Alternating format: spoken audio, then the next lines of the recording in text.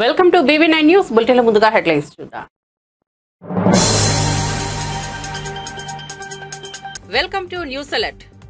Karimnagar graduate MLC ఎన్నికలలో BJP అభ్యర్థి చిన్నమైల్ అంజిరెడ్డి గెలుపొందారు. దాదాపు 3 రోజుల పాటు ఉత్కంఠంగా సాగిన ముక్కోనపు పోరులో ఎలిమినేషన్ రౌండ్స్ అనంతరం అంజిరెడ్డి విజేతగా నిలిచారు. హోరాహోరీగా సాగిన కౌంటింగ్ లో కొన్ని రౌండ్లలో బీజేపీ అభ్యర్థి అంజిరెడ్డి, మరికొన్ని రౌండ్లలో కాంగ్రెస్ అభ్యర్థి ఆల్ఫోర్స్ నరేందర్ రెడ్డి ఆధిక్యతను ప్రదర్శించినప్పటికీ బీఎస్పీ అభ్యర్థి ప్రసన్న హరికృష్ణ ఎలిమినేషన్స్ తో చివరకు అంజిరెడ్డినే విజయం వరించింది.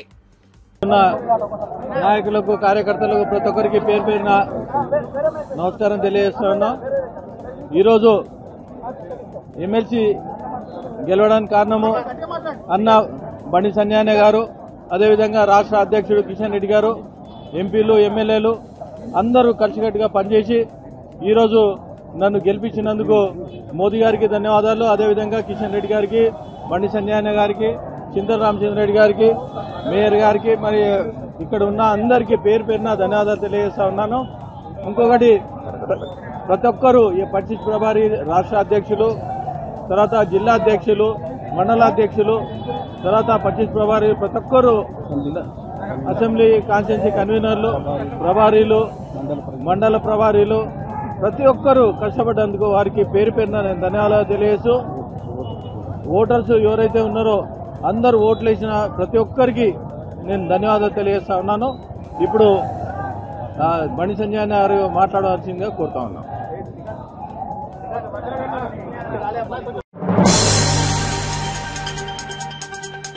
ఎమ్మెల్సీ ఎన్నికల ప్రచారంలో సీఎం రేవంత్ రెడ్డి తనపై చేసిన విమర్శలకు ప్రజలే సరైన సమాధానమిచ్చారని కేంద్ర మంత్రి కిషన్ రెడ్డి అన్నారు. ముఖ్యమంత్రి విమర్శలకు సంజాయిషి ఇవ్వాల్సిన అవసరం తనకు లేదన్నారు. ప్రజా తీర్పు కాంగ్రెస్ పాలనకు చెంపపెట్టు లాంటిదని కిషన్ రెడ్డి పేర్కొన్నారు. అసెంబ్లీ ఎన్నికలకు ముందు కాంగ్రెస్ పార్టీ ఇచ్చిన హామీలన్నీ వెంటనే అమలు చేయాలని డిమాండ్ చేశారు. కాంగ్రెస్ పార్టీ ప్రభుత్వ పాలనకు గత పార్లమెంట్ ఎన్నికల్లోనే ప్రజలు మరి కర్రు కాచి వాత పెట్టారు. ఈ ఎన్నికల్లో మరి పూర్తిగా తమ అభిప్రాయాన్ని స్పష్టం చేశారు. కాబట్టి ముఖ్యమంత్రి గారు మాట్లాడేటువంటి విషయాల మీద నేను స్పందించదలుచుకోలేదు. ఆయన గాలి మాటలు మాట్లాడుతుంటే నేను మాట్లాడుతూ ఉంటే ఆయనకు అలసిగా కనిపిస్తుంది. కాబట్టి ఆయన మాటలకు వ్యక్తిగతంగా ప్రభుత్వపరమైన అంశాలు కావచ్చు, విధానపరమైనటువంటి అంశాల మీదనే తప్పకుండా మాట్లాడతాను. నా మీద గాలి మాటలు మాట్లాడినప్పుడు నేను జవాబు చెప్పుకోవాల్సినటువంటి, సంజాయిషి చెప్పుకోవాల్సినటువంటి అవసరం నాకు లేదు. ఆ ప్రజలు తీర్పే నా గురించి ఈ ఎన్నికల ప్రచారంలో ఇష్టారాజ్యంగా ముఖ్యమంత్రి గారు మాట్లాడిన తర్వాత తెలంగాణ ప్రజలు ఎన్నికల్లో ఇచ్చినటువంటి తీర్పు ఏదైతున్నదో ఆ తీర్పే కాంగ్రెస్ పార్టీకి, పాలక పార్టీకి చెంపచెల్లుమనిపించింది. నా మీద విమర్శకు సరైన జవాబు తెలంగాణ ప్రజలే చెప్పారు. రెఫరెండం అన్న ఈ ఎన్నికలను 2 కోల్పోయింది కాంగ్రెస్. ఈ మేధావులు ఇచ్చిన తీర్పు ఖచ్చితంగా కాంగ్రెస్ పార్టీ ఇప్పటికైనా తెలంగాణ ప్రజలకు ఇచ్చినటువంటి హామీ, అది రైతులకు మరి ఎకరాకు 15,000 ఇచ్చేటువంటి కార్యక్రమం కానీ, కౌలు రైతులకు కానీ, రైతు కూలీలకు కానీ, నిరుద్యోగ యువతకు నెలకు 4,000 ఇచ్చేటువంటి నిరుద్యోగ వృత్తి కానీ, తెలంగాణ ఆడబిడ్డలందరికీ ఇవ్వాల్సినటువంటి 2,500 రూపాయలు కానీ, దళిత కుటుంబాలకు ఇవ్వాల్సినటువంటి 12 లక్షల రూపాయలు కానీ, ఆడబిడ్డలకు ఇవ్వాల్సినటువంటి స్కూటీ, మోటార్ సైకిల్ కానీ ఏవైతే హామీలు ఇచ్చారో ఇప్పటికైనా హామీలు అమలు చేసే దిశగా ఉండాల్సిందిగా నేను తెలంగాణ ప్రజానీకం తరఫున డిమాండ్ చేస్తా ఉన్నాను. 317 కారణంగా, జీవో 317 కారణంగా ఉద్యోగస్తులు కానీ, ఉపాధ్యాయులు కానీ ఏదైతే నష్టపోతా ఉన్నారో, ఏదైతే ఇబ్బందులు ఎదుర్కొంటున్నారో ఆ యొక్క సమస్యను కూడా సానుకూలంగా ఇప్పటికైనా పరిష్కారం చేయాలని డిమాండ్ చేస్తా ఉన్నాను. నల్గొండ, ఖమ్మము, అదేవిధంగా వరంగల్ సంబంధించి మేము ప్రత్యేకంగా పార్టీలో చర్చించి ఆ 3 జిల్లాలలో పార్టీ బలపడడం కోసం కావలసినటువంటి చర్యలు ఏ రకంగా ఉండాలో ప్రత్యేకంగా దానికి సంబంధించినటువంటి కార్యాచరణ రూపొందించి ఆ జిల్లాలో కూడా బలపడడం కోసము, ప్రజల మద్దతు కూడగట్టడం కోసము తప్పకుండా ప్రయత్నం చేస్తాము. ఎన్నికల్లో కొంత మేము విజయం సాధించకపోవడానికి కొంత మా లోపం కూడా కారణమే. ఆ లోపాలన్నీ కూడా సరిదిద్దుకొని ముందుకెళ్తాము. ముఖ్యమంత్రి చంద్రబాబు ఢిల్లీలో కేంద్ర మంత్రులతో సమావేశాల అనంతరం మీడియాతో మాట్లాడారు. 2 కీలక సమావేశాలు జరిగాయని అన్నారు. రాజకీయ పరిణామాల గురించి కేంద్ర హోంమంత్రి అమిత్ షా చర్చించామని చెప్పారు. మున్ముందు ఎన్డీఏ కూటమి ఏ విధంగా ముందుకెళ్లాలన్న దానిపై చర్చించామని తెలిపారు. AP land grabbing provision bill గురించి చర్చించామని, భూములకు సంబంధించి కంప్యూటరైజేషన్లో కొన్ని సమస్యలు వచ్చిన విషయం వివరించామని చంద్రబాబు వెల్లడించారు. గతంలో నాయకులు, అధికారులు కలిసిపోయారని, ప్రైవేటు భూములను బలవంతంగా 22లో చేర్చారని తెలిపారు. గతంలో అటవీ భూములు కూడా ఆక్రమించారని పేర్కొన్నారు. In this bill, both on urban and rural lands are included, and also the burden of proof of concept will be on grabber. Earlier government has to do, and now they have to prove it. They are not grab that land, so that is one pending. We request him. Prevention of activities of bootleggers, dacoits, drug offenders, gundas, immoral trafficking, all offences. There is one act, Land Grabbers Bill Act. That also PD, you can book cases against them. In Andhra Pradesh, there is a big problem, ganjai, and also our drugs.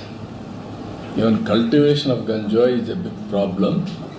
Earlier, you have seen so many times, wherever there is a detection of ganjai, origin is from Andhra Pradesh.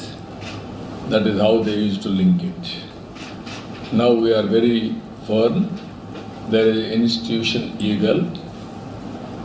It is working very well. We are destroying the ganjai at the source itself, even cultivation level. We are prepared to cultivate. We want to create employment for them by giving some incentives, by alternative cropping. All these things we are working. So here, this is one more bill is pending. If it comes, it will be more effective to control, total and eradicate drugs and also ganjai. Our government is very clear, zero tolerance on drugs and ganjai and heinous crime.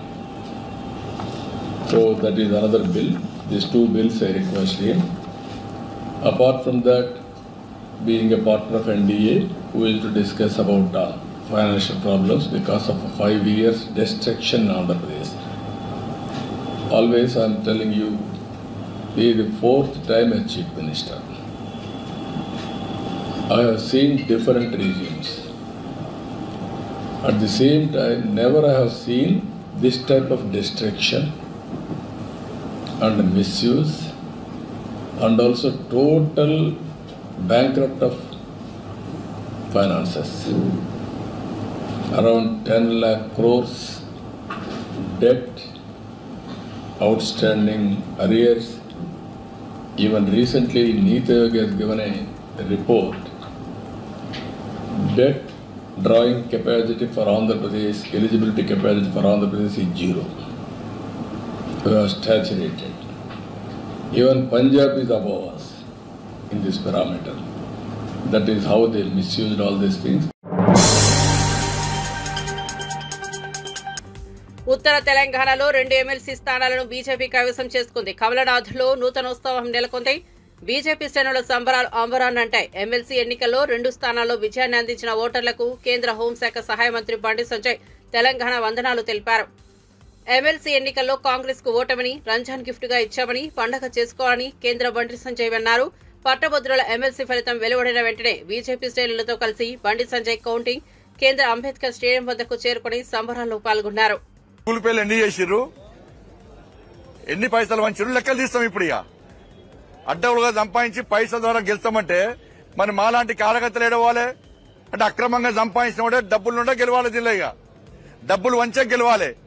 ఇవాళ నిజంగా Karimnagar, Adilabad, Nizamabad, Medak voters మార్చారు. నిజంగా great. దేశ వ్యాప్తంగా చర్చ జరిగింది. అరే 100 కోట్లు వంచుతున్నారట కరీంనగర్ లో ఈ ఎమ్మెల్సీ ఎన్నికల్లో. మరి ఎవరు గెలుస్తారు? ఇలా ₹1 పంచని భారతీయ జనతా పార్టీ వాళ్ళకి గెలిచింది కాబట్టి ఒక మంచి స్ఫూర్తిదాయకమైన సందేశం ఇవాళ ఓటర్ మహాశయులు ఇచ్చింది కాబట్టి దేశవ్యాప్తంగా చర్చ జరుగుతుంది. అదే ఎస్ ఓటర్ మహాశయులు కరెక్ట్ బుద్ధి చెప్పారు. డబ్బుల ద్వారా గెలుద్దామనుకున్న వాళ్ళకి గుణపాఠం చెప్పిన చర్చ జరుగుతున్నది. ఇలా అందుకే మేము గెలుస్తాం. బీజేపీ పాలనకు సంబంధించిన ఓట్ల చూస్తారా గెలుపును, లేదా కాంగ్రెస్ పరిపాలనకు రిఫరెండంగా చూస్తారా? కాంగ్రెస్ పార్టీ అవినీతికి వ్యతిరేకంగా తీర్పునిచ్చారు. దాంతోపాటు నరేంద్ర మోడీ గారి నాయకత్వంలో కేంద్ర ప్రభుత్వం తెలంగాణ రాష్ట్ర అభివృద్ధికి, స్థానికంగా అభివృద్ధి అంటే గ్రామ పంచాయతీ గాని, మున్సిపాలిటీ గాని, కార్పొరేషన్ గాని ఈ తెలంగాణ రాష్ట్రానికి 1,08,000 కోట్ల రూపాయలు నిధులు ఇచ్చిన విషయాన్ని ప్రజలు గమనించారు, గుర్తించారు. కేంద్ర ప్రభుత్వం రాష్ట్ర అభివృద్ధికి సహకరిస్తున్నా కూడా తెలంగాణలోని కాంగ్రెస్ పార్టీ ప్రభుత్వం సహకరిస్తూ పేరు ప్రఖ్యాతుల కోసం పోయే ప్రయత్నం చేస్తున్నది. కాబట్టి ఇవన్నీ గుర్తించిన తర్వాతనే దాంతోపాటు మా అభ్యర్థుల యొక్క వాళ్ళ పోరాట పటిమ, వాళ్ళు ఎట్టి బస్సులో మా కోసం కొట్లాడతారని చెప్పి ఒక నమ్మకం, విశ్వాసంతో ఇలా ఓటర్ మహాశయులు మాకు ఓటేసి గెలిపించారు. అంటే పన్నుల వాటా ఇక్కడి నుంచి పెద్ద మొత్తంలో పోతే వేరే రాష్ట్రాలకు ఎక్కువ పంచుతారు, ఇక్కడికే తక్కువ పంచుకుంటూ జనాభా ప్రాతిపదికన వస్తారు. మరి ఇప్పుడు హైదరాబాద్ లో పన్నులు ఎక్కువ వస్తాయి.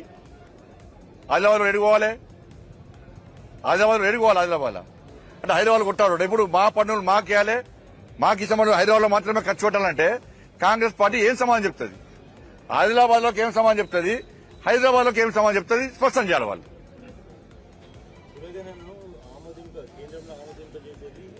ఇప్పుడు ఒక్కరు గుర్తుంచుకోరి, కులగణన పేరు చెప్పారు, నేను చెప్పబోతున్నా కూడా చెప్పబోతున్నా. కాంగ్రెస్ పార్టీ మీద బీసీలందరూ కూడా వ్యతిరేకంగా ప్రదర్శించారు. హిందూ సమాజం పూర్తి వ్యతిరేకంగా తీర్పునిచ్చారు కాంగ్రెస్ పార్టీకి. హిందూ సమాజం ఒక్కటైంది.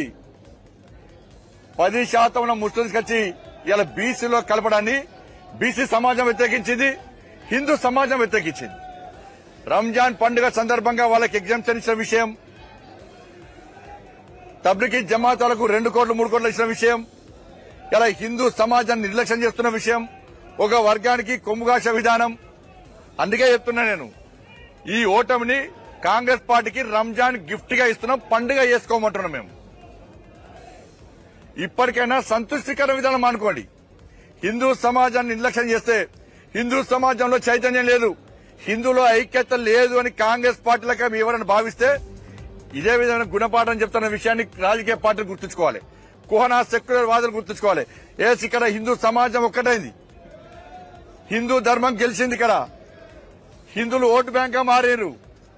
ఒక వర్గం ఓటుతో గెలుద్దామనుకున్న వ్యక్తులు వాళ్ళు ఓడిపోయినరు. ఇవాళ ఏమైందన్న పోలింగ్ రోజు ఏమైంది? పవన్ కళ్యాణ్ ను ఉద్దేశించి జగన్ చేసిన వ్యాఖ్యలపై మంత్రి నాదెండ్ల మనోహర్ ఘాటుగా స్పందించారు. జగన్ వైనాట్ 175 అన్నాడని, కానీ ఎన్నికల్లో 11 సీట్లు వచ్చేసరికి మతిస్థిమితం కోల్పోయారని ఎద్దేవా చేశారు. ప్రతిపక్ష హోదా ప్రజలు ఇచ్చేది, పవన్ కళ్యాణ్ ఇచ్చేది కాదు అని నాదెండ్ల స్పష్టం చేశారు. జర్మనీ విధానాన్ని పవన్ కళ్యాణ్ విడమర్చి చెప్పారని, కానీ పవన్ కళ్యాణ్ గురించి మాట్లాడే అర్హత జగన్ కు లేదని స్పష్టం చేశారు. యువతను నిలువునా మోసం చేసి 44 లక్షల ఉద్యోగాలు ఇచ్చామని కథలు చెబుతున్నాడు. కానీ గ్రాడ్యుయేట్ ఎమ్మెల్సీ ఎన్నికల్లో పోటీ చేసే ధైర్యం కూడా లేకుండా పోయిందన్నట్టు ఎద్దేవా చేశారు. రూపాయన నువ్వు ఇచ్చావా? ఒక దాతగా నిలబడ్డావా? ఎవరన్నా ఆదుకున్నావా? ఎన్ని వేల మందికి పవన్ కళ్యాణ్ గారు తన సొంత నిధులు అందించి కార్యక్రమాలు చేసుకుంటూ వచ్చారు. ఎందుకు అంత విపరీతమైన ఆలోచన? ఎందుకు మీరు ఈ రోజున యువత గురించి మాట్లాడుతున్నాడు? ఆయన 44 లక్షల మందికి ఆయన ఉద్యోగాలు ఇచ్చాడంట. మరి వాలంటీర్స్ని ఏ విధంగా నిలబెట్టిన నువ్వు మోసం చేసావు, ముంచావు? చెప్పా చేయకుండా కనీసం వాలంటీర్స్ వాళ్ళ టర్మ్ ఎక్స్టెండ్ కూడా చేయకుండా ఎన్నికలప్పుడు నువ్వు చేసిన వాగ్దానాలు ఏంటి? వాలంటీర్స్కి మార్చిలోనే జియో ఎక్స్పైర్ అయిపోయింది, కనీసం జియోని కూడా నువ్వు ఎక్స్టెండ్ చేయలేదే. వాళ్ళ సంఖ్య కలుపుకొని నువ్వు 44 లక్షల మందికి నువ్వు ఉద్యోగాలు ఇచ్చావంటే యువత నమ్ముతారా?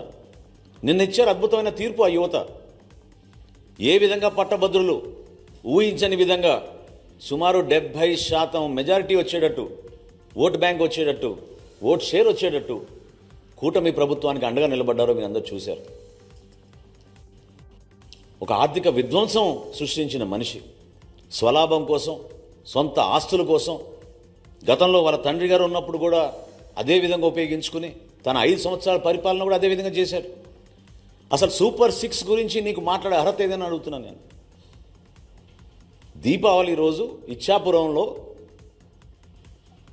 రాష్ట్ర వ్యాప్తంగా ఉచితంగా 3 గ్యాస్ సిలిండర్లు మేము పంపిణీ చేస్తామని సూపర్ 6లో ఇచ్చిన వాగ్దానానికి అనుగుణంగా సిద్ధమైతే ఎంత దుష్ప్రచారం చేశారు, ఎన్నిసార్లు మీరు వార్తలు రాయిపించారు, కావాలని ప్రజల్లో అలజడి సృష్టించారు దుర్మార్గంగా. కానీ ఈరోజు లెక్క ఏంటి? 94,32,000 మందికి ఈరోజు గ్యాస్ సిలిండర్లు ఉచితంగా అందించాం. అద్భుతమైన కార్యక్రమం ప్రజల్లోకి తీసుకెళ్తున్నాం. నీలాగా మోసం చేసే కార్యక్రమం కాదు. ఎక్కడో బటన్ నొక్కేసాం అంటే నిజంగానే బటన్ ఎవరికి నొప్పారో ఎవరికి అందించారో అనేది దీనిపైన చాలా ఆశ్చర్యకరంగా ఉంది. అదేవిధంగా ఈయన రైతుల గురించి మాట్లాడుతున్నాడు. ఈరోజు శాసన మండలిలో కూడా ప్రతిపక్ష నాయకులు ఇతర సభ్యులు మాట్లాడారు, చాలా ఆశ్చర్యం కలిగించింది. విలువలతో కూడిన రాజకీయాలు చేయాలి, మీరనే ప్రతి మాటకి కట్టుబడి ఉండాలి. ఎన్నికల ముందు ఒక మాట, ఎన్నికలు అయిన తర్వాత ఒక మాట. ఇప్పుడు మీరు 175 నుంచి 11 దిగిపోయారు కాబట్టి మీరు బురజల్లే కార్యక్రమం చేపడుతున్నప్పుడు మేమే ప్రభుత్వంలో వచ్చినాక ఆశ్చర్యపోయాం. ధాన్యం కొనుగోలు విషయంలో మీరు రైతులను ఎంత మోసం చేశారు. కష్టపడి అహర్నిశలు కృషి చేసి రాష్ట్ర ప్రభుత్వం పైన ఒక నమ్మకంతో రైతులు ధాన్యం మీకు అమ్మితే 1674 కోట్ల రూపాయలు మీరు బాకీలు పెట్టి వదిలి వెళ్ళిపోయారు. ఇది మోసం కాదా? మడం తిప్పనన్న వ్యక్తి ఇది వాస్తవం కాదా? గౌరవ ముఖ్యమంత్రి గారు చంద్రబాబు నాయుడు గారు, అదేవిధంగా గౌరవ ఉప ముఖ్యమంత్రి పవన్ కళ్యాణ్ గారు జగన్ అహంకారానికి ప్యాంటు షర్టు వేస్తే ఆయనలాగే ఉంటారని మంత్రి నారా లోకేష్ విమర్శించారు. అసెంబ్లీ మీడియా పాయింట్ వద్ద మాట్లాడిన లోకేష్, అధికారంలో ఉన్న కోల్పోయిన జగన్ ప్రజలకు దూరంగానే ఉన్నారని వ్యాఖ్యానించారు. వైసీపీ పరిపాలనలో రాష్ట్రంలో పరదాల అమ్మకాలు పెరిగాయని, కానీ ప్రభుత్వం మారిన తర్వాత అవి తగ్గాయని తెలిపారు. జగన్మోహన్ రెడ్డి గారిలో మేమందరం కోరుకునేది ఏంటంటే, ఒక ముఖ్యమంత్రిగా పనిచేసిన వ్యక్తి ఉందాతనంగా మాట్లాడతారు, వాస్తవాల దగ్గరగా మాట్లాడతారు, ఒక వ్యక్తిని కించపరిచే విధంగా మాట్లాడతారని, కించపరుచుకునే విధంగా మాట్లాడతారని అనుకున్నాం. కానీ ఇదంతా చూసిన తర్వాత ఇందులో ఆయనకి ఏమీ లేవు, ఏది రాదని నాకు అర్థమైంది. అధికారంలో ఉన్నప్పుడు ప్రజల్ని కలవలేదు, ప్రతిపక్షానికి వచ్చిన తర్వాత హౌస్కి రారు. అంటే ఎప్పుడు దూరంగా బతకాలని కోరుకునే వ్యక్తి జగన్మోహన్ రెడ్డి గారు. ముఖ్యమంత్రి పదవి కోసం సొంత తండ్రి శవాన్ని పక్కన పెట్టుకుని ఆనాడు సంతకాలు సేకరణ చేసిన వ్యక్తి జగన్మోహన్ రెడ్డి గారు. 2019 ఎన్నికల్లో సొంత బాబాయిని లేపేసి మేమేదో చేశామన్న నింద మా పైన వేసిన వ్యక్తి జగన్మోహన్ రెడ్డి గారు.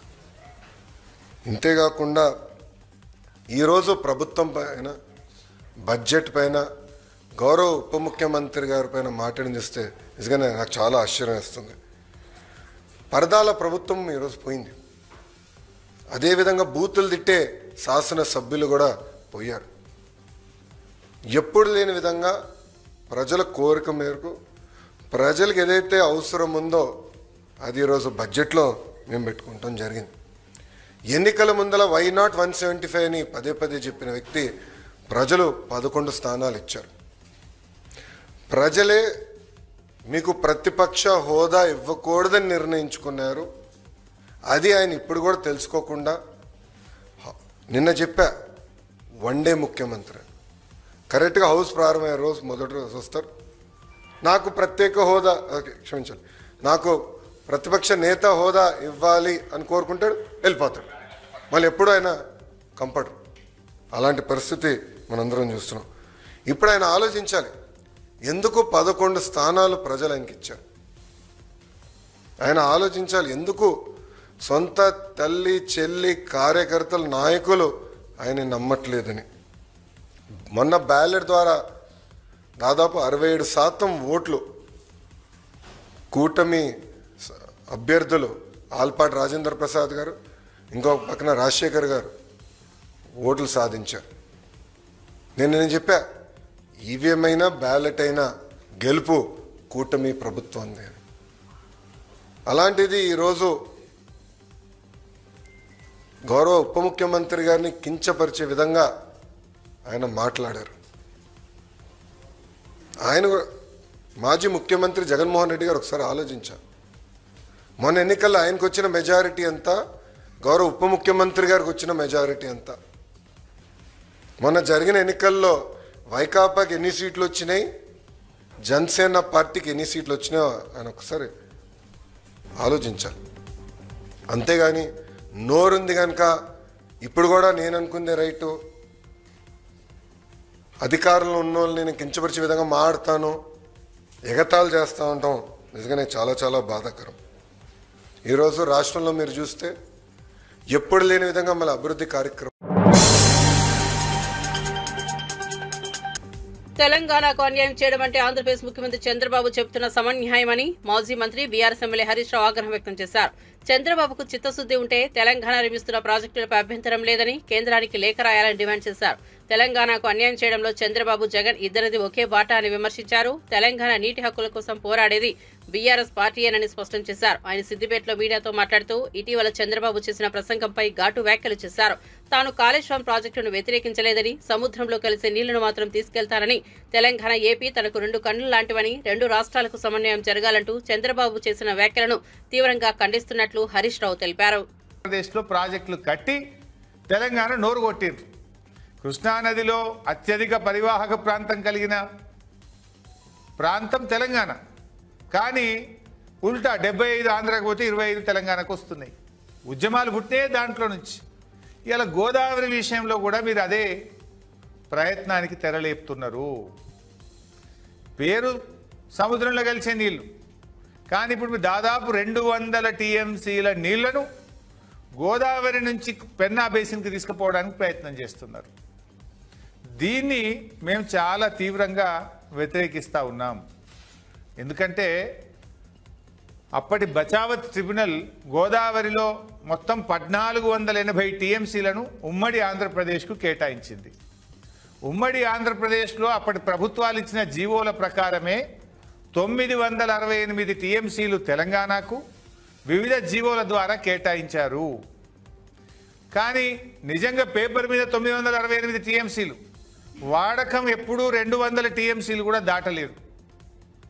అందుకే కేసీఆర్ గారు ముఖ్యమంత్రి అయిన తర్వాత గోదావరి నదిలో తెలంగాణ యొక్క రైట్ ఎస్టాబ్లిష్ చేయాలి, మన హక్కులు కాపాడుకోవాలి, పూర్తిగా గోదావరి నీటిని సద్వినియోగం చేసుకోవాలనే ఉద్దేశంతో వారు 240 టీఎంసీలతో కాళేశ్వరం ప్రాజెక్టును, 47 టీఎంసీలతో సమ్మక్క సాగర్ను, 65 టీఎంసీలతో సీతమ్మ సాగర్ను, 12 టీఎంసీలతో వార్ధా ప్రాజెక్టుకు బీఆర్ఎస్ ప్రభుత్వం రూపకల్పన చేసింది.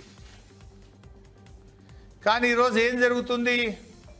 చంద్రబాబు నాయుడు గారు ముఖ్యమంత్రి కాగానే ఒక్కొక్క ప్రాజెక్టు డిపిఆర్లు వాపసు వస్తున్నాయి. ఆ రోజు కేసీఆర్ గారు వ్యూహాత్మకంగా తన శక్తి యుక్తులను ఉపయోగించి కాళేశ్వరం ప్రాజెక్టుకు 240 టీఎంసీలకు అన్ని అనుమతులను ఇంక్లూడింగ్ టీఏసీ అనుమతి కూడా కేసీఆర్ గారు సాధించారు. ఇకపోతే Seethamma Sagar, Sammakka Sagar, doctor BR Ambedkar Wardha project, Kaleshwaram 3వ టీఎంసీకి సంబంధించి అన్ని అనుమతులు సాధించి చివరి అనుమతి లాస్ట్ స్టేజ్లో ఉంది. లాస్ట్ స్టేజ్లో ఉంటే ఇప్పుడు వచ్చిన కాంగ్రెస్ ప్రభుత్వం సరిగ్గా దాన్ని పట్టించుకోకపోవడం వల్ల చంద్రబాబు నాయుడు గారు బీజేపీలో తనకున్న పలుకుబడిని ఉపయోగించి ఇలా డిపిఆర్లు వాపసు పంపారు. ఆ డిపిఆర్లు వాపసు పంపితే రేవంత్ రెడ్డికి అటు బీజేపీని ప్రశ్నించే తెగువ లేదు, తెలివి కూడా లేదు.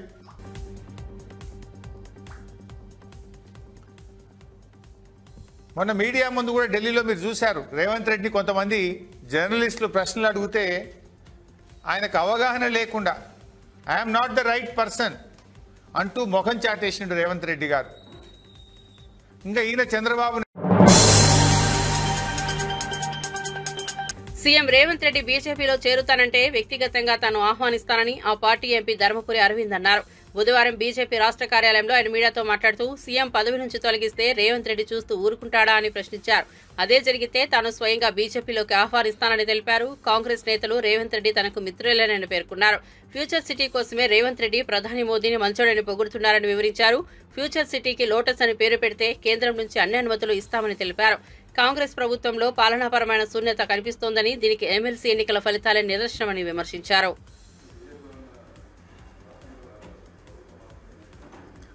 సరే, నేను రేవంత్ గురించి ఎప్పుడు మీరు అడిగినా, మీడియా మిత్రులు అడిగినా చల్లగా ఉండాలి, మంచిగా పని చేసుకోవాలి, పేరు సంపాదించుకోవాలి అంట. ఒకవేళ రాహుల్ గాంధీ ఆయన గ్రహాంతరవాసి ఆయనకు అర్థం కాక దింపిండు అనుకో, దింపితే రేవంత్ ఉట్టుకు కూర్చుంటాడా? చెప్పులు ఉంటాడు, ఉట్టుకు కూర్చుంటాడా? పార్టీ ప్రభుత్వంలో ఉంటుందా? ఏదో ఎత్తాడు రేవంత్. చేసినప్పుడు వస్తా అంటే ఆహ్వానిస్తాం.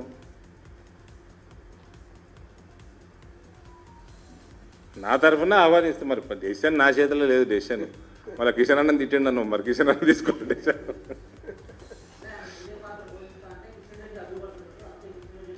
మరి ఎక్కడ అడ్డుపడుతున్నాడు కిషన్ అన్న చెప్పాలి కదా. ఊకే బయట నరకుడు వేరు, మాట్లాడు. దేనికి అడ్డుపడ్డాడు? దేనికి అడ్డుపడ్డాడు చెప్పండి. మూసీకి నీ ప్రణాళిక నువ్వేమైనా ప్రపోజల్ పంపినావా? సెంట్రల్ ప్రపోజల్ పంపితే కాపీ ఎక్కడది మూసీ బ్రదర్? ఆ హైడ్రా ఏడ తిరుగుతుంది ఇవాళ క్రేను, అదే జేసీబీ ఏడ తిరుగుతుంది? సినిమాలో అందరూ భయపెట్టించిండు, రియల్ ఎస్టేట్ మొత్తం నాశనం చేసిర్రు, హైదరాబాద్ ఆమ్దాని మొత్తం ఖతం పట్టించిర్రు, రిజిస్ట్రార్లు అందరూ ఖాళీగా ఉన్నారు, దొమలు కొట్టుకుంటుర్రు.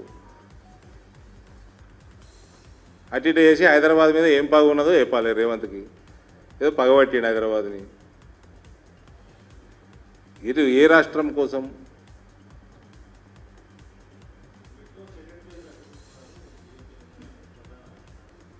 ఎట్లా అడ్డుకుంటున్నాడు?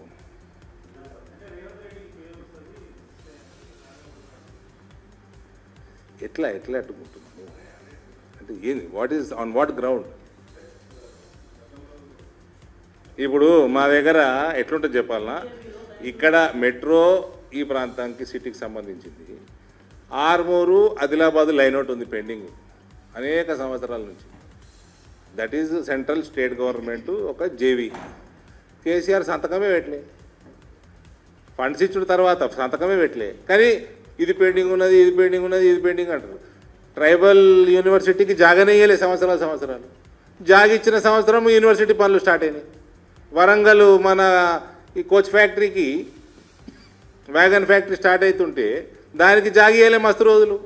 ఇచ్చిన జాగా ఇల్లీగల్ జాగ ఇచ్చిండ్రు, కంట్రవర్షియల్ జాగ ఇచ్చిండ్రు, అవన్నీ మాట్లాడరు. ఇయ్యలే అంటాడు. ఇట్లా అనడం మస్తు ఎవిడెన్స్ పెట్టి. ఇప్పుడు నేను మీ దగ్గరకు వచ్చి నేను సుదర్శన్ రెడ్డి మెదడు మోకాలు జారిందని చెప్పిన ఎవిడెన్స్లు ఇచ్చిపోతా, కాగితాలు ఇచ్చిపోతా. రేవంత్ కూడా ఇవ్వను.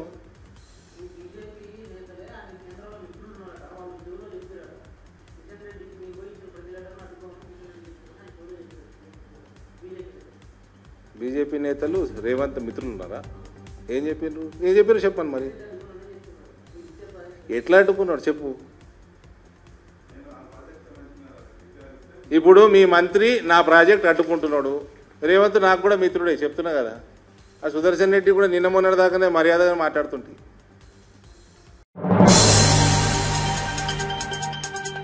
జనసేన పార్టీ నాయకురాలు రాయపాటి అరుణ ఇటీవల ఆంధ్రప్రదేశ్ ముఖ్యమంత్రి వైఎస్ జగన్మోహన్ రెడ్డిపై తీవ్ర విమర్శలు చేశారు.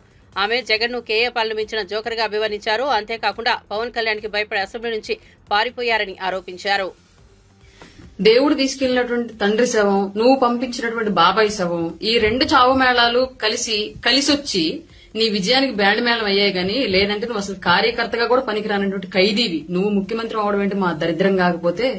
ప్రజలు 11 సీట్లు ఇచ్చి నువ్వు చేసిన పాలన చాలే బాబు, ఇంకా ప్రతిపక్ష హోదా కూడా అక్కర్లేదు, విపక్షంగా వెళ్లి కూర్చొని అసెంబ్లీకి పంపిస్తే, అసెంబ్లీకి వెళ్లి కూర్చొని 11 నిమిషాలు కూడా ఉండలేక పవన్ కళ్యాణ్ గారిని చూసి ఉచ్చోసుకుంటూ ఉరికొచ్చిన ఉలిపిరిగాడు బయటకు. నువ్వు కూడా పవన్ కళ్యాణ్ గారిని మాట్లాడమేనా? 11 సంవత్సరాల పాటు అధికారం అంటే ఏంటో తెలియకపోయినప్పటికీ కూడా పోరాడి నీ ప్రభుత్వానికి తొడగొట్టి నిలబెట్టుకుని పార్టీని ఇవాళ రాష్ట్ర ప్రభుత్వం యొక్క గెలుపుతో పాటు కేంద్ర ప్రభుత్వంలో కూడా ప్రాతినిధ్యం వహించినటువంటి వ్యక్తి పవన్ కళ్యాణ్ గారు. అట్లాంటి వ్యక్తి నువ్వు మాట్లాడడం, వైఎస్ఆర్ అనే పేరు నీ పేరుకు ముందు, నీ పార్టీ పేరుకు ముందు లేకపోతే పెంటకుప్ప మీద ఏగలేగదు నిన్ను చూసి.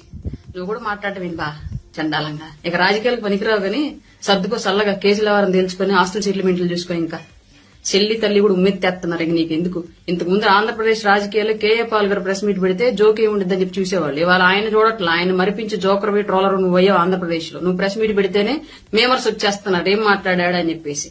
అట్లాంటి సిచ్యువేషన్ అయిపోయింది నీది. నువ్వు పెద్ద నాయకుడివి, కర్మగాలి. ఆంధ్రప్రదేశ్ దరిద్రం కొద్ది ఏదో ఒక్కసారి ముఖ్యమంత్రి అయినంత మాత్రం నువ్వు పెద్ద దేశకి నేతలాగా నువ్వు ఫీల్ అయిపోయి మాట్లాడడం మేమందరం వెర్రపప్పలాగా వింటాం. మా కర్మ.